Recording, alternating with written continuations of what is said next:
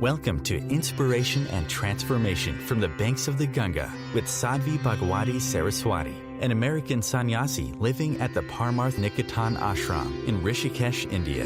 Sadhvi is president of the Divine Shakti Foundation, a charitable organization bringing education, vocational training, upliftment, and empowerment programs to women and children. Sadhvi is also Secretary General of the Global Interfaith Wash Alliance and Director of the world-famous International Yoga Festival.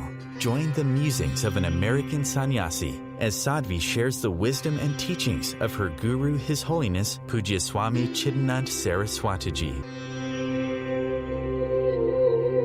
Welcome, everyone, to Inspiration and Transformation from the holy banks of the sacred Ganga River in the land of Rishikesh, India.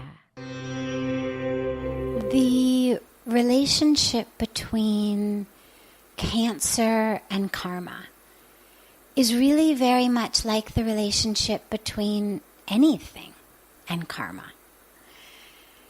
That which happens to us because, yes, it is the fruit of the karma we have sown. So if we plant, as I always say, if we plant apple seeds, we get an apple tree that gives us apples.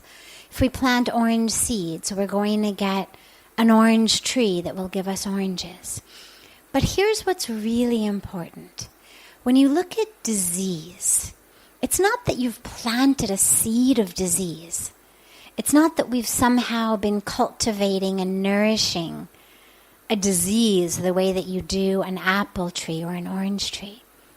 Rather, the reason that disease comes into our life is so that we can take the next step closer to the divine. That's why everything happens.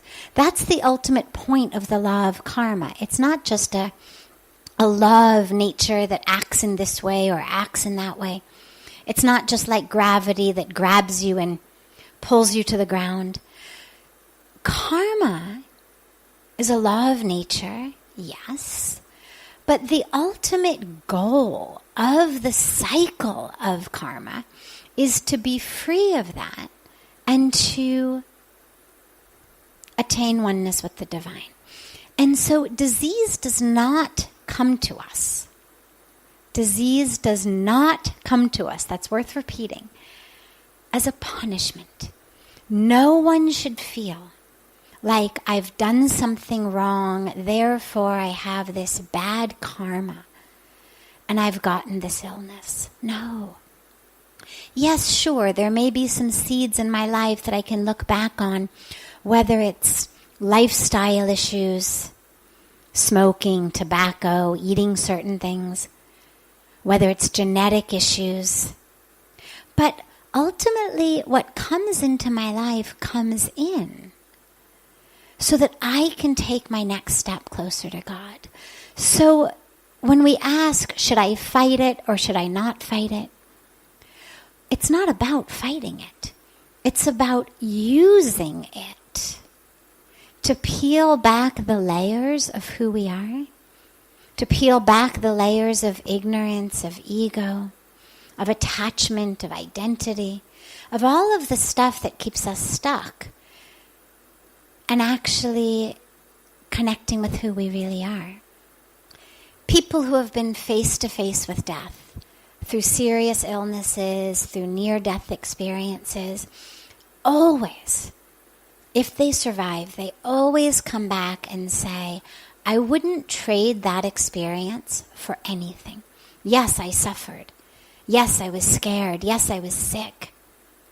But what it gave me in terms of the vision and the perspective of who I really am, what the universe really is, what my connection to the universe really is, I wouldn't trade that for anything. And so that's why illness shows up in our life. And so when it does, don't think about fighting the illness, because remember, my body has created it. Even if it's something as external as, say, malaria. I got bit by a mosquito. Well, the mosquito had malaria. You could say, well, I didn't create the malaria. The mosquito created the malaria. Well, no. The mosquito just put a little something in my blood. It was my system that took that,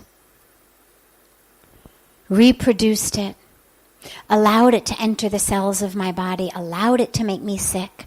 So all of that actually gets created within us, which means that if you're fighting something, you're fighting in the self. And we don't want to create war within ourselves when you're already dealing with an illness. The last thing you need is also to be dealing with a war. So instead of thinking about fighting it, think about using it to learn what you were supposed to learn. Think about using it to open in the way you're supposed to open. Think about using it to peel back the layers of the self. And should you take treatment? Of course. Because we've only got one body. And the body is a temple. And in the same way that when our body is tired, we sleep. When our body is hungry, we eat. If our body is dirty, we bathe. We're thirsty, we drink. If I cut myself, I'm going to, my other hand is going to come and hold it to protect it. We should do whatever we can to protect the body because it is a temple. And it is our only medium to consciousness and to awakening. So, by all means, get as many minutes, as many days as you possibly can in this body. But remember, ultimately what matters is not the days of my life. It's the life in my days. So while you're getting treatment, while you are working to heal the body, remember to focus not on getting more minutes of life, more days of life, but how to fill every minute and every day with what life is about. And that's also what disease does, is it is like this mirror in our face of, oh wow, yeah, this is what life is about. It's not about all of these stupid little things that we worry about and get upset about and stress over. It's not about who's wearing what or saying what or doing what. It's about my connection to God. It's about my connection to God through my loved ones. It's about my connection to the universe. It's about love. It's about truth. That's why I'm here. And so, when disease comes, whether it's cancer, whether it's anything, absolutely do whatever we can to heal the body. But remember that balance, internally, body, mind, spirit, is so important. And here's one last very important piece. A large percentage of people who get bit by a mosquito with malaria are going to get malaria. But not 100%. A percentage of people who have a gene for cancer are going to get that cancer. But not all of them. In many cases, the number, it's not even 50%. Now, of course, in cancer, risk rates of 30%, 40% are enormous. They're huge. But what we have to remember is, wait, even if there's a risk rate of 40% of dying, it means 60% of people in this situation don't die. All of the statistics they give of people who eat this or do this or have this gene are going to get this disease. Well, some percent will. It's more than the general population, sure. But there's still an enormous number of people who don't get it. And the question becomes, why? And the whole field now of epigenetics is giving us such incredible information about the role of the environment on our genes. Now, what's the environment of our genes? It's our blood. That's the environment our cells sit in. What flows through our blood? Well, of course, yes, what we eat, the vitamins we take, of course. The drugs if we take them, the alcohol if we drink it, the nicotine if we smoke, of course. But what else flows through our blood? All of the stress hormones.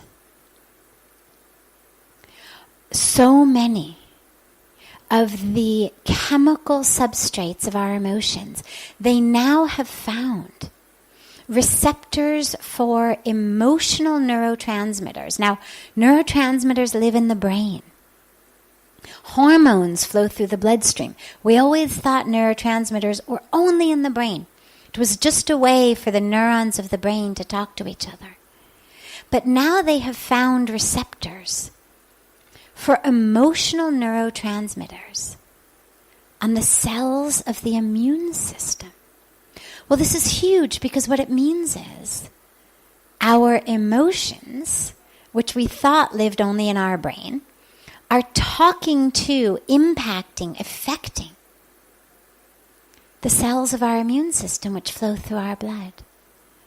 And so just as important as genetics, what's in that cell, even more important is the environment in which that cell sits, which determines whether those genes actually get turned on or don't get turned on. Because simply having a gene for something doesn't mean it will get expressed. Simply engaging in a certain behavior doesn't mean it's going to have ramifications. Now, of course, that's not a license to smoke. It's not a license to eat junk food. But what it means is never despair, never give up. Even if you've got a diagnosis, the question to ask the doctor, if the doctor tells you, well, you know, you've got, even if the doctor says you've got an 80% chance of dying, well, it means you've got a 20% chance of kicking this thing. And that's huge. Because from what I know of cancer, there's almost nothing where they tell you 80% chance of dying. At the most, 50%, 40%. So focus not on your chance of dying. Focus not on what's not going to work. Focus on how can I be sure to be one of those who doesn't get it? Whether it's 5%, whether it's 10%, whether it's 50%. However many people there are who don't die from what I have. Whatever percent of people there are who have my gene but don't get cancer. I want to be one of those. How can I do that? And that, of course, is where all of our lifestyle comes in. Our diet, exercise, not being exposed to toxins, so eating organic food, breathing clean air. But just as important is our inner environment. Because we may take in beautiful natural food from outside, but if our inner environment is toxic, well, that's just as deadly. So be sure, whether you're looking to prevent illness, whether you're looking to heal from it, or whether you're looking to just experience a deeper, more profound, meaningful life, this is where the spiritual connection is so important.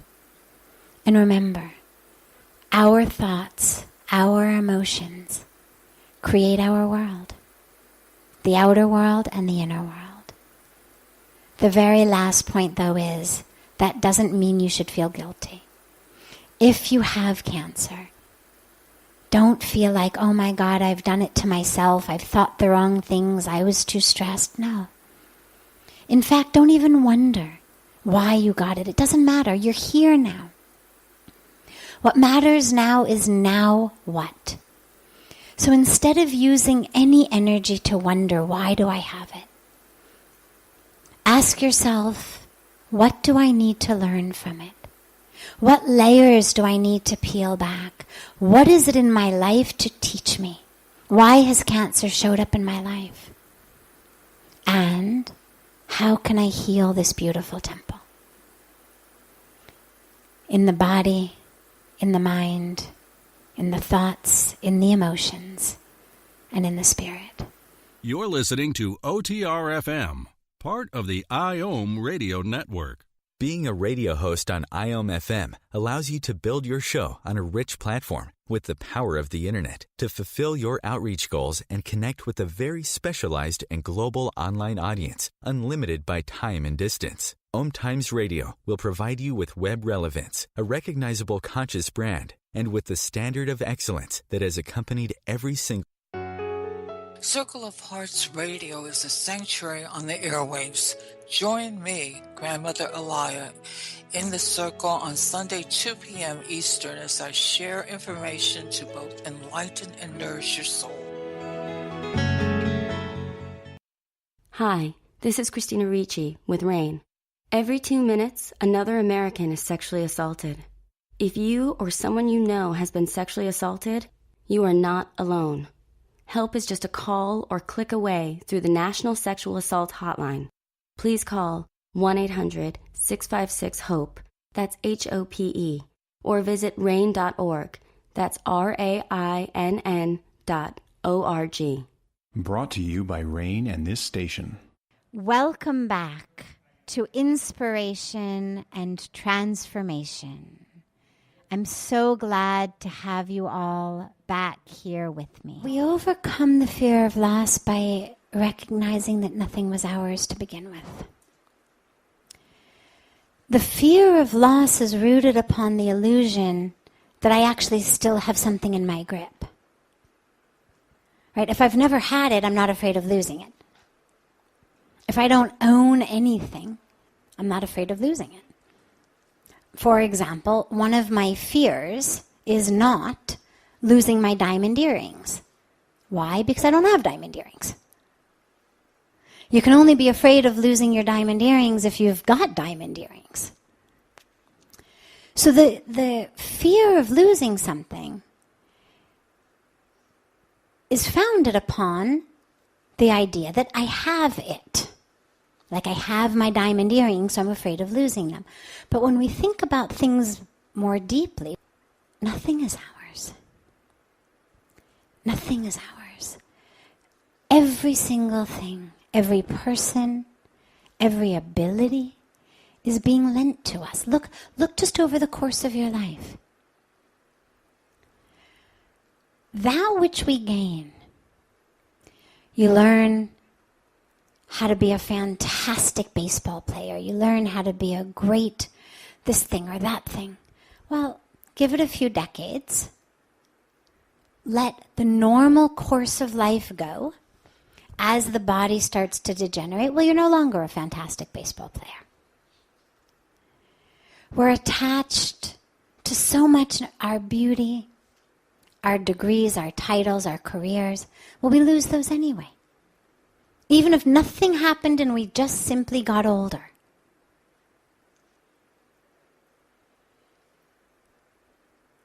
Everyone retires. Everyone's body starts to degenerate at pretty much the same rate. We lose that. And the same thing if it's our money, well, eventually you're going to lose it. Whether you lose it now or whether you lose it when you pass over. It's out of your hands. God may decide to give you a lesson a little bit earlier. The stock market might crash. Something could happen. But that's just to teach you, yeah, you thought it was yours. I needed to remind you. It was never yours. It's not that God took something from us. People tend to think, oh my God, why did God take everything I owned? Really, you owned it. Really, God took it. No. It was actually never ours. It was lent to us. And this is true about every ability we have, every possession we own. It's also true about our relationships. Eventually, whether through divorce or whether through death, you're going to lose. It's sad, but until and unless we recognize that as an ultimate truth of life, we can't really live, because then we're grasping on.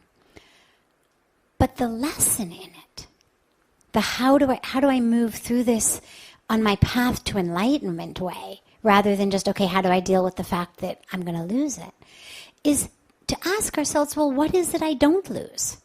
If everything I'm going to lose, including my loved ones, well, then being attached to these things, attached to never losing them, you could say is a waste of energy. Because ultimately it's an exercise in futility. I am going to lose it. So the question then becomes, well, so what should I be attached to? What should I make so dear that I become afraid of losing that? What is it that's not going to degenerate? What is it that's not going to divorce me or die? And again, that's the spiritual connection. That's the divine. And here's what's beautiful. It's not the divine as separate from your loved ones. It's the divine through your loved ones. And existing in the natural world and everywhere, because everything in the world is pervaded by the divine. But it's not, okay, honey, I'm not going to love you and be attached to you anymore. I'm going to love God instead.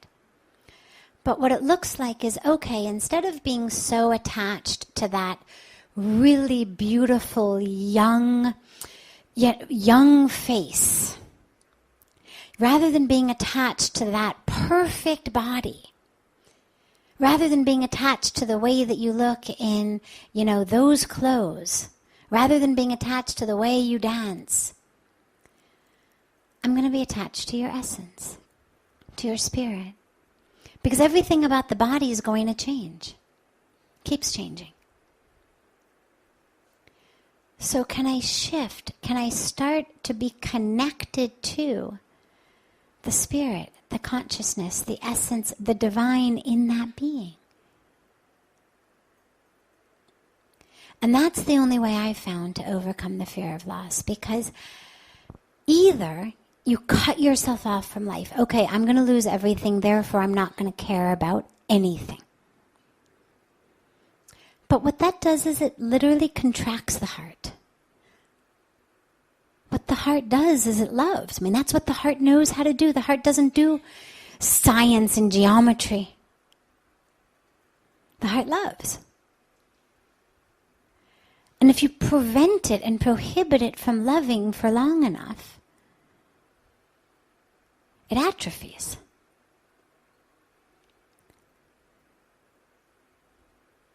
So what am I going to love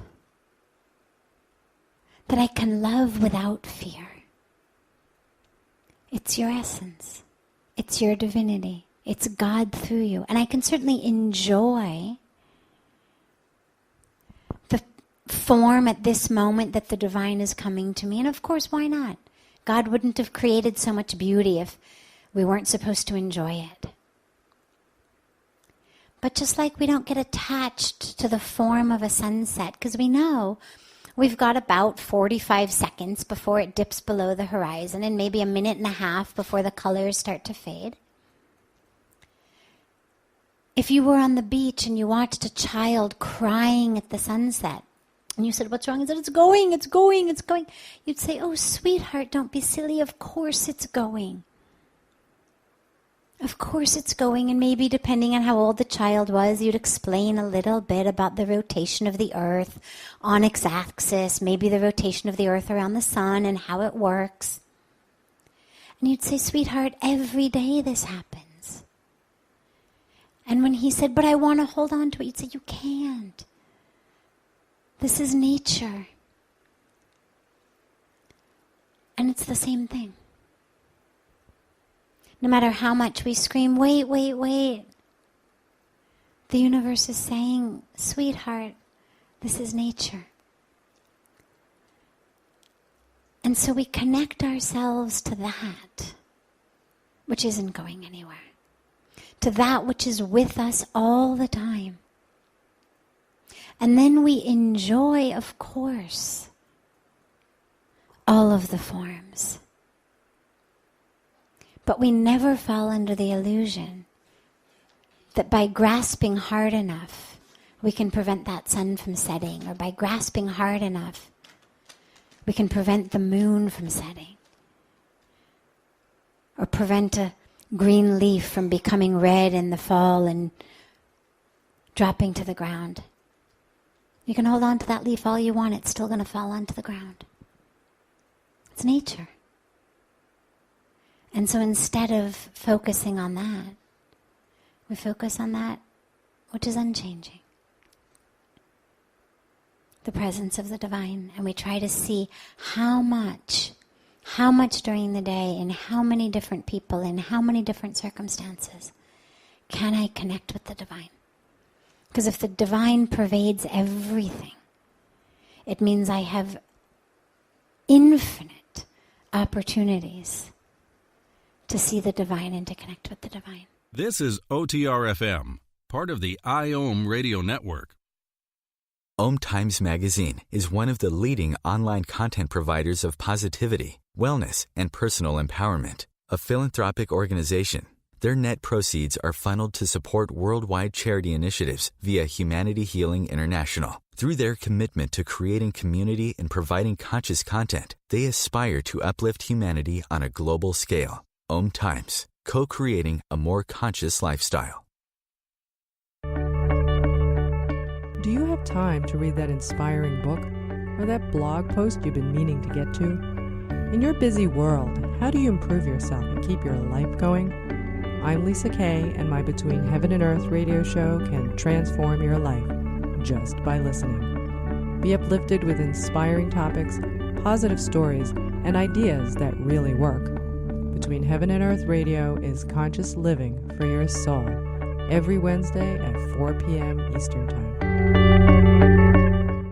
Like Baldwin with People for the Ethical Treatment of Animals. I grew up loving circuses and other traveling animal shows, but it never occurred to me what life might be like for the animals. Training wild animals to do things they don't understand takes force. Routine discipline with a hook or whip with the heel of a boot shows the animal exactly who's the boss.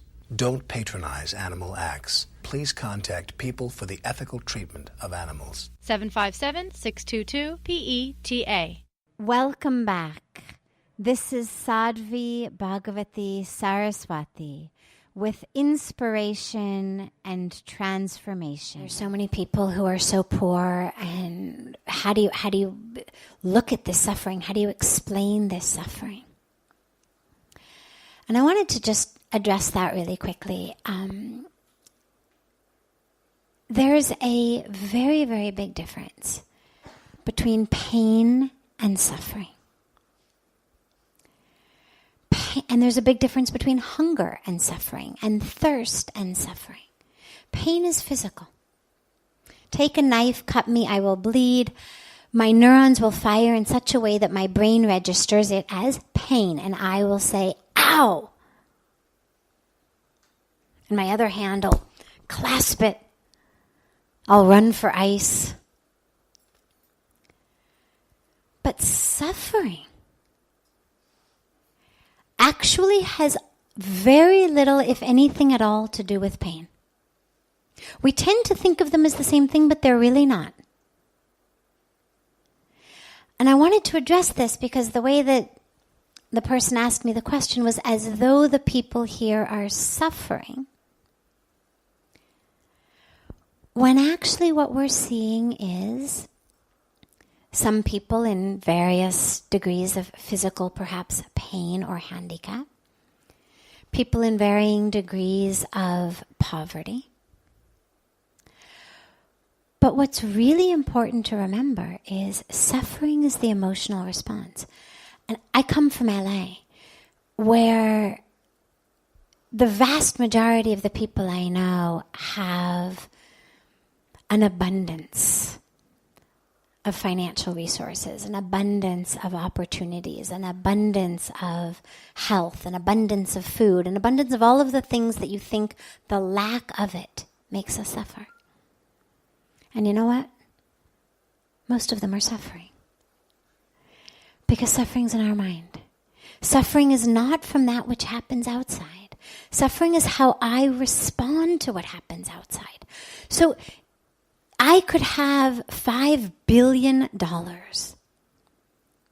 But if there is something that I need for my happiness, whether it's more money, whether it's for someone I'm in a relationship with to treat me in a different way, whether it's an article of clothing, whether it's to lose 10 pounds, from the most superficial to the most deep, whatever it is, as long as there's something between me and happiness, doesn't matter how much money I have, I'm not rich. Because I'm living with an experience of lack. I'm living with an experience of needing something to fill me. And here what I've seen in India is actually the exact opposite. People have so little, but they're living with a felt sense of abundance. And the way that you know that is all they want to do is share. And all they're trying to do is get you to come home for a meal, come home for a cup of tea. People who barely have enough to feed their families are dying to feed others. Please come for a meal. If not a meal, at least a cup of tea. If not a cup of tea, at least a cold drink. Kuch to khalo, let's take something. They're not suffering. We could look at them and say, I would suffer, but I'm already suffering. If I don't feel that in this moment, with whatever I have, it's enough. And so, if I get cut, as I began, if you cut me, well, that's just pain. But suffering goes like this. Oh my God, I cannot believe he cut me. How dare he? I'm so nice to him all the time. Like I've done everything for him. In fact, just today I brought him a hot chapati at lunch. How dare he cut me? Doesn't he understand? And then the mind starts going. And these things always happen to me. I don't know what it's going to take. I'm always nice to people and people are always, hurting me. That's suffering. The blood in my arm is just pain. The suffering is what my mind does to it. And the key is, the mind can do that regardless of whether somebody has cut you with a knife, whether somebody has looked at you in a way you didn't want to be looked at, spoken to you in a way you didn't want to be spoken to, ignored you, didn't speak to you at all, or whether they didn't do anything and it's just from within. Suffering doesn't need blood. Suffering doesn't need hunger pangs. Suffering doesn't need a dry throat. Suffering is every moment in which I feel like there's something between me and happiness. And so, there's a lot of poverty here. There's a lot of hunger. There's a lot of pain. And in many ways, it's due to the choices that are being made by those who have the luxury to make choices. Sometimes people say, well, maybe it's their karma. And then Pujya Swamiji reminds us, well, maybe it is their karma, but it's our karma to help them. So their karma may have gotten them there, but our karma needs to get them out. But while they're there, at least here, what I've seen is that connection between pain and suffering, or hunger and suffering, or poverty and suffering, ironically exists less than the relationship between being overfed and suffering that I saw back in the West. Or having even more and suffering that I saw because there's such an experience, an inner experience of lack. And the last piece of that is that, of course, what that comes from is not a lack outside. It comes from an internal sense of I'm not enough.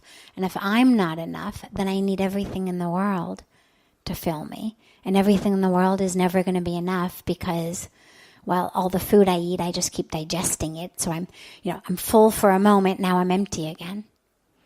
All the things I acquire, well, they don't work because they don't go inside.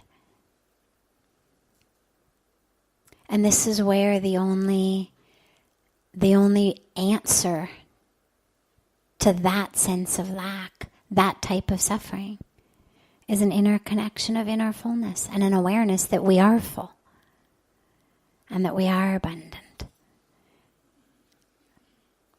So I wanted to clear that up, because in this land, particularly here in Rishikesh, all of India, but especially here, what I've seen is so much wealth in the eyes and in the lives of people who are living so far below the standards of poverty that we conceive of. And while on the one hand, yes, we should help them, on the other hand, yes, we also should take a lesson from them of how to actually live full with less. This is OTR-FM, part of the IOM radio network. OMTimes magazine is one of the leading online content providers of positivity, wellness, and personal empowerment. A philanthropic organization, their net proceeds are funneled to support worldwide charity initiatives via Humanity Healing International. Through their commitment to creating community and providing conscious content, they aspire to uplift humanity on a global scale. OMTimes, co-creating a more conscious lifestyle. Do you have time to read that inspiring book or that blog post you've been meaning to get to? In your busy world, how do you improve yourself and keep your life going? I'm Lisa Kay, and my Between Heaven and Earth radio show can transform your life just by listening. Be uplifted with inspiring topics, positive stories, and ideas that really work.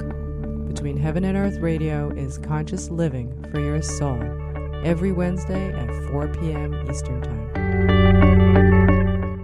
Like Baldwin with People for the Ethical Treatment of Animals. I grew up loving circuses and other traveling animal shows, but it never occurred to me what life might be like for the animals. Training wild animals to do things they don't understand takes force. Routine discipline with a hook or whip with the heel of a boot shows the animal exactly who's the boss. Don't patronize animal acts. Please contact People for the Ethical Treatment of Animals. 757-622-PETA. Welcome back. This is Sadhvi Bhagawati Saraswati with inspiration and transformation. How can we be faithful, but not blindly faithful? The concept of blind faith is actually, I believe, I can't guarantee this, I haven't done the research, but my instinct is that the concept is actually a Western concept rather than an Eastern concept.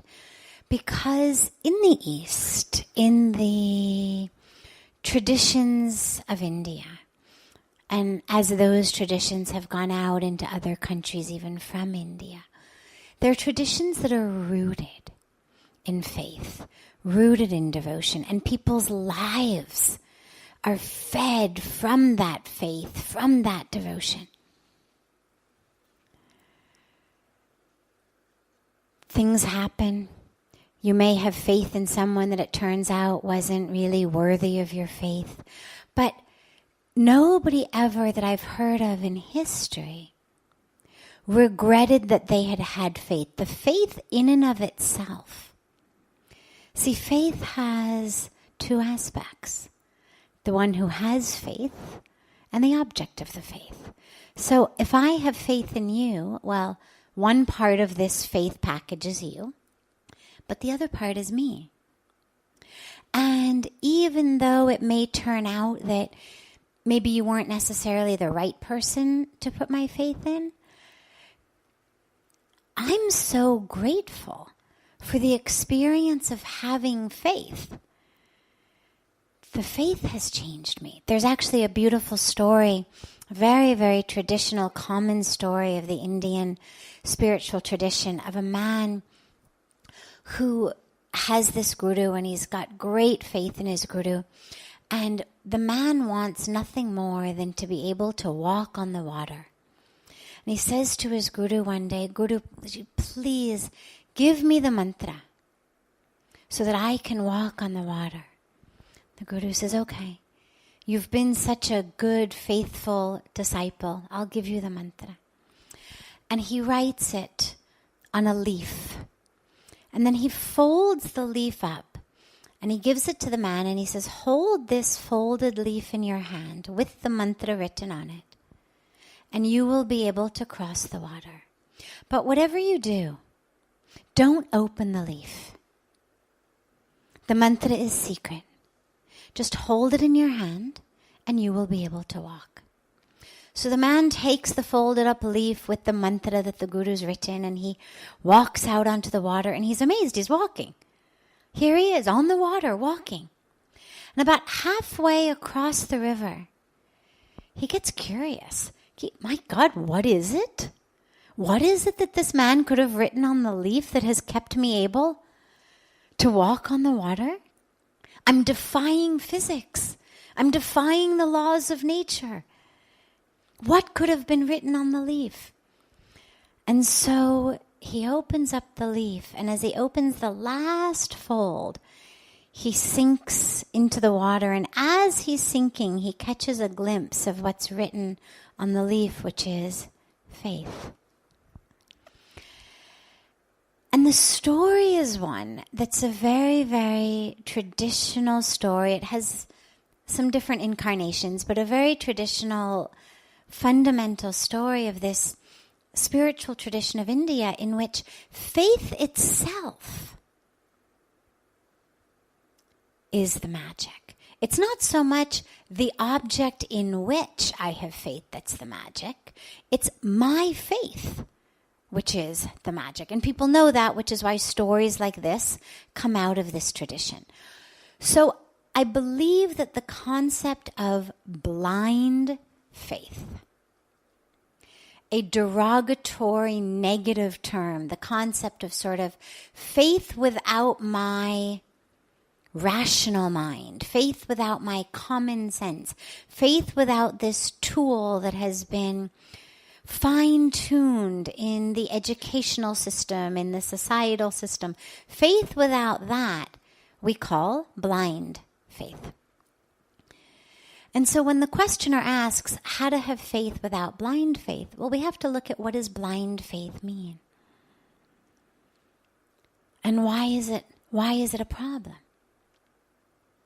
Sure, there's lots of stories in history of people who have faith in someone who wasn't worthy. And it's not just religious leaders. You have faith in doctors who give you the wrong the wrong advice. Doctor advises you to take some medicine, it makes you worse, advises you for some operation, you die on the operating table. Or the opposite, tells you you're going to be fine, nothing to worry about. 2 weeks later, you're in a hospital bed, much, much sicker. I mean, this is common stuff. We have faith in our spouses and our husbands and our wives. We have faith that they're not going to betray us. But they betray us every day. It's a very, very common and typical aspect of life. So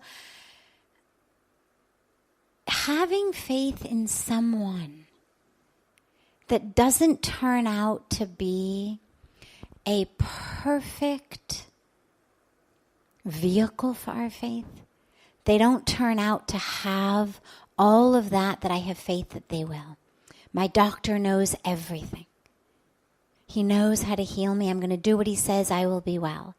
Well, sometimes. Sometimes not. So when we think about faith, the really important issue for me is not so much the difference between faith and blind faith, but the difference between faith that is attached to the object of the faith and faith that lives within me. So you see it a lot with people, for example, with faith in God. I have faith in God, and then my child dies. Or something else horrible happens to me. And people lose their faith in God all the time. I believed in God, I worshipped God, I prayed to God, but God betrayed me. God let this horrible thing happen to me. Well, what that's done is that has said, I have faith, I have an attachment to my perspective of what God is supposed to do. Having faith in someone, whether it's God or a being, means I'm not dictating the results. If I go to a restaurant and I order a plate of French fries and the waiter goes away, I have faith, you could say, that the waiter is going to bring me a plate of French fries. It's what I've ordered. It's on their menu. I've paid for it. But you wouldn't really use the word faith there. If I said, oh, I've got faith, he's going to bring me French fries, you'd look at me like, you don't need faith. This is a restaurant. They serve you whatever you pay for. That's his job. This is a business transaction. This isn't about faith. If he brings you anything other than French fries, don't pay. You're paying for French fries. You don't get French fries, don't pay. Business contract is null and void. That's not faith. That's a transaction. It's a business transaction. So if something bad happens in my life and I lose my faith in God, what it means is that was a business transaction. It means I had faith only as long as God was going to deliver to me what I had ordered. Like in a restaurant. So in a restaurant we order French fries. In life we order health and we order success and we order happiness and we order all the things that we want. And when they don't come, if we lose our faith, what it means is it was never really faith. It was a business transaction. Faith means I have faith that whatever is right for me is that what is going to happen. And so the object of my faith may be my doctor, but the real faith is faith in the universe. And so my doctor may have given me bad advice. I may have gotten sick. I may be angry at my doctor. I may change doctors. But if the faith was real and it wasn't just a business transaction of that particular doctor, my particular illness, but if it was deep faith, then what I know is whatever has happened is that which was meant to happen. Because life is not about thou shalt not get your heart broken. Life is not about thou shalt never be disappointed. There's no promise of that anywhere. There's no scripture that said have faith and you'll never be disappointed. Have faith and you'll always get A's on your exams. Have faith and your stocks will always go up. Have faith and your children will never get sick. There's no scripture that says that. There's no real guru who says that. Because that's not what faith's about. Faith is not the transaction. Faith is not about I see you as a vending machine, and if I put in my dollar bill and I push the button for chocolate, I have faith chocolate's going to come out. It's not faith. Faith is I know inside that there is an intelligence. And in this moment, I'm connecting with that intelligence through you. But if it turns out that what I had ordered is not what I get, I still have faith.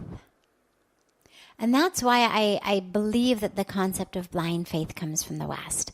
Because here in India, people get disappointed and betrayed just as much as they do anywhere else in the world. But their faith is so strong that what you hear people say is, oh, it must have been God's plan. Doctor gave me the wrong medicine, I got sick, must have been God's plan. My husband or my wife cheated on me. Must have been something written into my destiny that I'm supposed to learn from. There's always a connection back to the faith itself, separate from the object in whom they had faith. And that faith is what keeps them going. And so when we ask how to have faith without blind faith, what I would say is, have faith in the universe. Have faith in the divine. And make sure that it's not a business transaction. Make sure that my faith is not, I have faith that if I do 11 Shiva Abhisheks, my son's going to get into the college that I want him to go to. That's not faith. It's business. It's a contract. I'll do this for you, you do this for me. Faith is, God, I know that whatever you plan for him is going to be right.